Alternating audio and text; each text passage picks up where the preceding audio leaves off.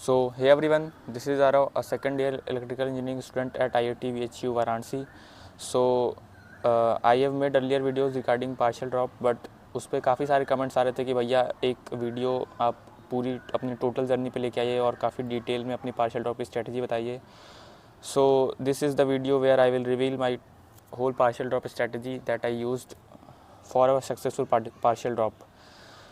पहले थोड़ी back story देख लेते हैं. तो 2023 में मेरा फर्स्ट अटैम्प्ट था जो कि 12th के साथ था, जिसमें मेरी बेस्ट परसेंटाइल जो जेईई मेंस में थी वो 99.48 परसेंटाइल थी और एडवांस में रैंक मेरी आई थी 8900, जिसके बेसिस पे मैंने मेंस के रैंक के बेसिस पे मैंने IIT इलाहाबाद का IITBI लिया था अपने फर्स्ट अटैम्प्ट में. तो I was not satisfied with the advance result I got. फिर मैंने पार्शियल ड्रॉप किया IIT इलाहाबाद से, और 2024 में जब मैंने अपना पार्शियल ड्रॉप के साथ अटैम्प्ट दिया तो मेरी परसेंटाइल जेईई मेंस में थी 99.47 और एडवांस में रैंक आई थी 3469, जिसके बेसिस पे मैंने IIT VHU इलेक्ट्रिकल इंजीनियरिंग में एडमिशन लिया. ठीक है, तो ये होगी मेरी बैक स्टोरी. फिर उसके बाद तो अब जैसे कि आप देख सकते हैं कि मैंने 8900 से 3469 जंप किया with a partial drop. So what was my strategy in the partial drop, क्योंकि पार्शियल ड्रॉप बहुत मिनिमम और रेयर चांसेस होते हैं, बहुत कम लोगों के सक्सेसफुल हो पाते हैं partial drop. So what was my strategy for a successful partial drop, इस वीडियो में आज हम वही बात करेंगे. So let's move further. Partial drop सबसे पहले लेना किन लोगों को चाहिए.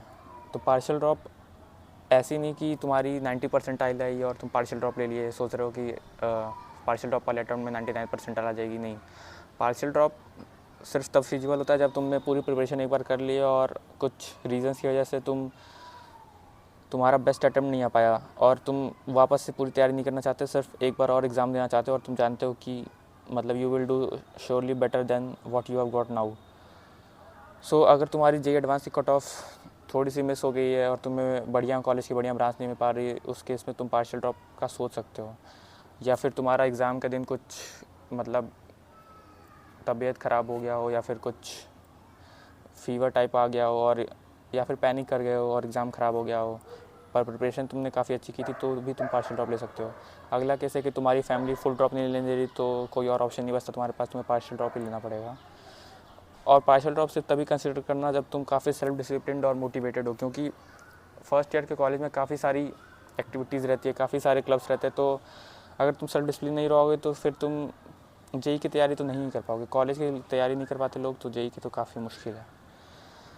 अगर तुम जेईई एडवांस देने के बारे में अनश्योर हो तो पार्शियल ड्रॉप के बारे में सोचना भी मत, क्योंकि फिर पार्शियल ड्रॉप में तुम्हारी CGPA भी ख़राब हो जाएगी फर्स्ट ईयर की और पार्शियल ड्रॉप तुम सक्सेस भी नहीं हो पाएगा पार्शियल ड्रॉप. अगर काफ़ी तुम्हें बिलीव है खुद पे तभी पार्शियल ड्रॉप ले जाना. और बाकी तुम्हें एकेडमिक्स तो मैनेज करनी पड़ेंगे, काफ़ी ज़्यादा प्रेशर रहेगा कॉलेज के एकेडमिक्स का. ऊपर से फिर तुम्हारा जेईई के लिए भी पढ़ना होगा, जेईई एडवांस के लिए पढ़ना होगा, क्वेश्चन सॉल्विंग करनी होगी, तो प्रेशर तो रहता ही है पार्शियल ड्रॉप में. तो तुम्हें अगर श्योर नहीं हो पार्शियल ड्रॉप के लिए, तो अगर फुल ड्रॉप के लिए जा सकते हो तो फुल ड्रॉप के लिए जाओ, क्योंकि उससे तुम्हारा बेस्ट पोटेंशियल बाहर आएगा. पर अगर तुम श्योर हो पार्शियल ड्रॉप के लिए तभी पार्शियल ड्रॉप के लिए जाना. पार्शियल ड्रॉप अगर ले रहे हो तुम तो तुम्हें कुछ चीज़ों का ध्यान रखना पड़ेगा, जैसे कि तुम्हें अगर कॉलेज नॉर्मली तुम्हारा नॉर्मली जो है 9 AM से 5-6 तक लैब्स चलती है. इससे ज़्यादा ये मैक्सिमम है, इससे ज़्यादा कॉलेज नहीं होता. और कुछ डेज़ पे तो 9 से जिस दिन लैब्स नहीं होती 2-3 पे ख़त्म हो जाता है कॉलेज.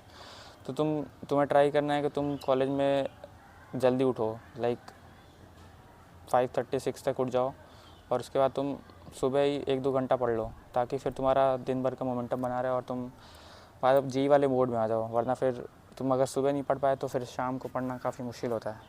उसके बाद तुम्हें जो भी ब्रेक्स मिले तो ब्रेक्स में तुम्हें चिल नहीं करना है.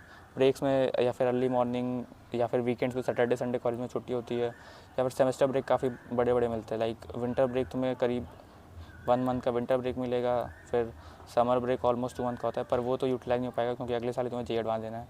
तो विंटर ब्रेक और होली ब्रेक, दिवाली ब्रेक, इन सब में तुम्हें काफ़ी अच्छा चांस रहता है पढ़ने का और इसी में ही पढ़ना पड़ेगा तुम्हें मैक्सिमम.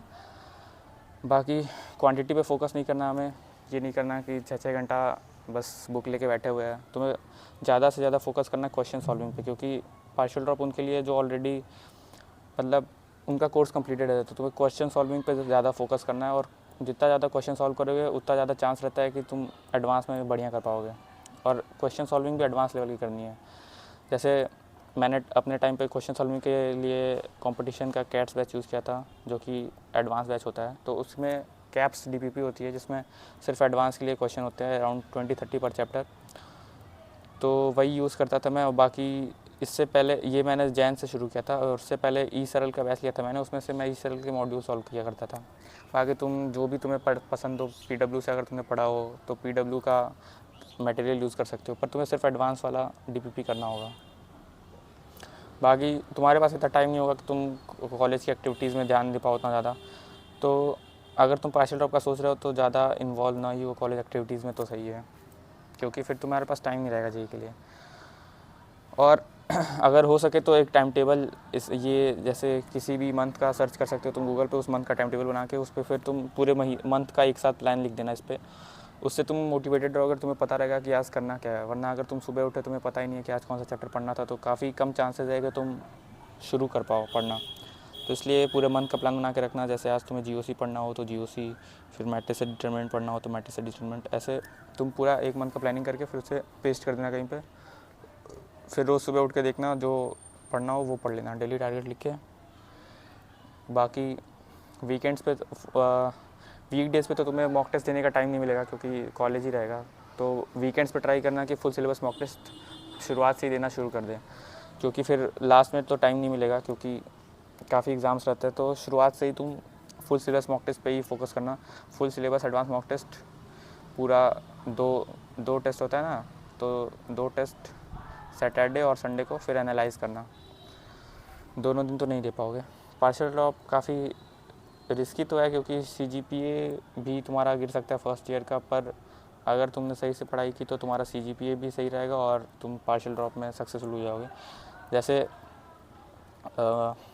और बाकी तुम्हें अगर कांटेक्ट करना हो मुझे तो कोरा पे मेरी आईडी आरएफ कुमार यादव, उसको सर्च करोगे तो तुम्हें काफ़ी 4 आंसर्स लिखे हैं मैंने पार्शियल ड्रॉप के रिगार्डिंग, वो मिल जाएंगे। अगर तुम्हें मुझे पर्सनली बात करनी हो तो इंस्टा पे RO_K यादव आईडी है मेरी, इस पर तुम डीएम कर सकते हो। बाकी कॉलेज के रिगार्डिंग अगर मैं बताऊँ तो फर्स्ट ईयर में काफ़ी सारे प्रोफेसर स्ट्रिक्ट नहीं होते हैं, तो उनमें 75% अटेंडेंस की पॉलिसी अगर वो फॉलो नहीं कर रहे हैं तो तुम उनकी क्लास छोड़ भी सकते हो। तो ये तो तुम्हें कॉलेज जाके समझ में आएगा कौन सा प्रोफेसर स्ट्रिक्ट है कौन से नहीं। सीनियर से अपने पूछ सकते हो कि किस प्रोफेसर की क्लास में जाना चाहिए, किस में नहीं जाना चाहिए। मेरी फर्स्ट सेम की जो CGPA थी वो 8.8+ थी, और सेकंड सेम में क्योंकि जेई एडवांस आ चुका था तो 8.1 थी। तो ओवरऑल जो मेरी CGPA थी फर्स्ट ईयर की वो 8.5 थी। तो ये डिसेंट CGPA पार्शियल ड्रॉप को अगर हम लोग कंसीडर करें तो। बाकी यही है, लैब्स अगर हो तुम्हारी तो लैब्स तुम अगर अर्ली कंप्लीट कर लेते हो तो लैब्स वाले अर्ली भी जाने देते हैं। तो ट्राई करना कि लैब्स तुम पहले से ही लिख के जाओ, फिर तुरंत कंप्लीट करके वापस आके लाइब्रेरी में, अगर हो सके तो तुम कॉलेज की लाइब्रेरी में जाके पढ़ने का ट्राई करना, क्योंकि रूम पे तो पढ़ाई नहीं हो पाएगी, क्योंकि काफ़ी सारे दोस्त रहते हैं वो आते रहेंगे रूम में, तो काफ़ी कम चांसेस है कि तुम रूम पे बैठ के फोकस स्टडी पर करो। तो कॉलेज की लाइब्रेरी में अगर तुम जाओगे तो काफ़ी बेनिफिशियल रहेगा तुम्हारे लिए। बाकी कुछ क्वेश्चंस थे जो मैंने कोरा पे भी लिखे, तो उन्हें एक्सप्लेन कर देता हूँ मैं। अगर तुम पार्शियल ड्रॉप सोच रहे हो तो तुम्हें कितने आवर्स पर डे देने पड़ेंगे, तो 2-3 आवर्स या फिर 2-3 आवर्स तुम्हारे लिए सफिशिएंट हो गए पर डे। अगर तुम 4 से 5 दिन एक वीक में 2-3 आवर्स दे रहे हो, और साथ में सेकेंड सेम में तो हर वीकेंड पे तुम्हें एक फुल सिलेबस मॉक टेस्ट देना चाहिए एडवांस का, मतलब दोनों टेस्ट एक ही दिन, काफ़ी ज़रूरी है ये।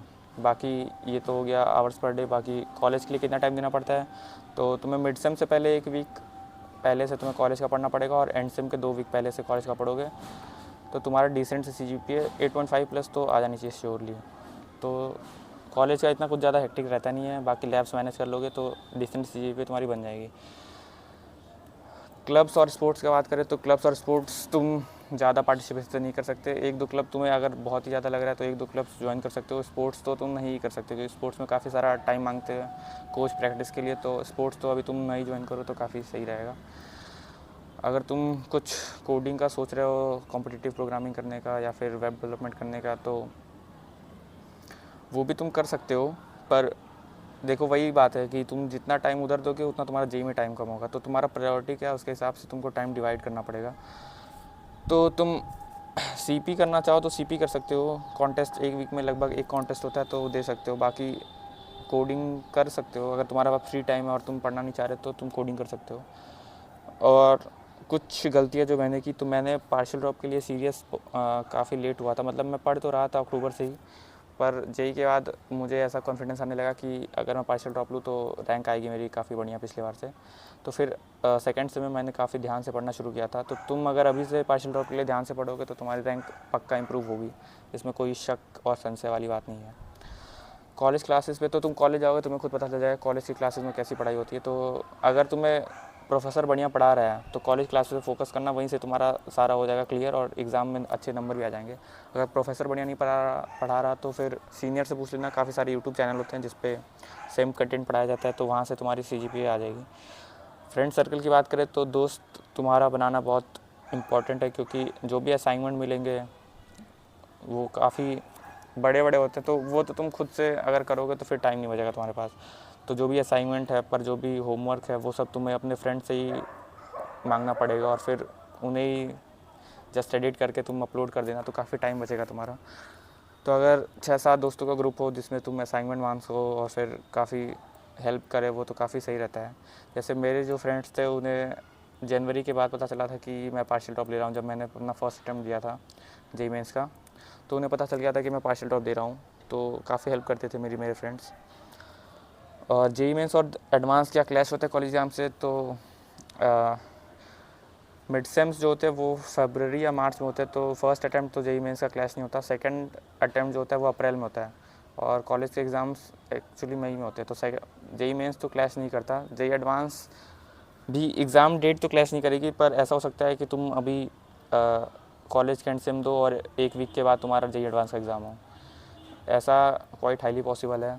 तो फिर तुम्हें ये ध्यान रखना पड़ेगा तुम पहले से ही पढ़ के रखो, क्योंकि लास्ट टाइम के लिए अगर तुमने छोड़ दिया और तुम्हारा एक वीक के बाद ही एडवांस आ गया तो फिर बस रिवीजन का टाइम बचेगा, पढ़ने का टाइम तो कुछ बचेगा नहीं तुम्हारे पास। मिड सेम एंड सेम के प्रायर तुम सीनियर से पूछ सकते हो अपने, बाकी जो भी ट्यूटोरियल शीट्स मिलते हैं हर कोर्स में वो कर लोगे तो उसके बाद तो क्वेश्चन काफ़ी रेयर होते हैं आना। हॉलीडेज़ तुम्हें काफ़ी अच्छे से यूटिलाइज़ करना पड़ेगा, क्योंकि तुम्हें तब 11-12 घंटे अगर तुम हॉलीडेज़ पे जेईई के लिए निकाल रहे हो तो काफ़ी सही रहेगा और तुम्हारा मैक्सिमम पोर्शन कवर हो जाएगा।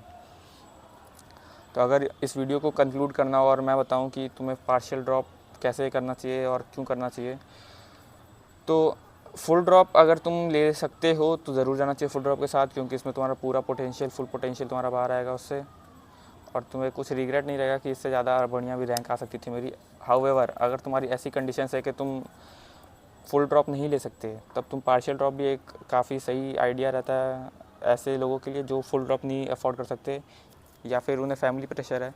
तो बाकी पार्शियल ड्रॉप की सारी स्ट्रेटजी मैंने बता दी है। अगर this video helped you so give it A like और सब्सक्राइब कर सकते हो तुम मेरे चैनल को, और भी चीज़ें पार्शियल ड्रॉप के लिए आगे मैं लाता रहूँगा। और अगर तुम्हें और हेल्प चाहिए तो तुम मुझे इंस्टा पे Arav_K यादव आईडी पे DM कर सकते हो, यहाँ पे मैं रिप्लाई दे दूँगा। और अगर कुछ 10-15 बच्चे हो जाते हैं पार्शियल ड्रॉप के लिए तो I can make a Telegram group जहाँ पे तुम लोग आपस में डिस्कशन करके कर सकते हो पार्शियल ड्रॉप की recording. So that's it for this video, thanks and bye bye all.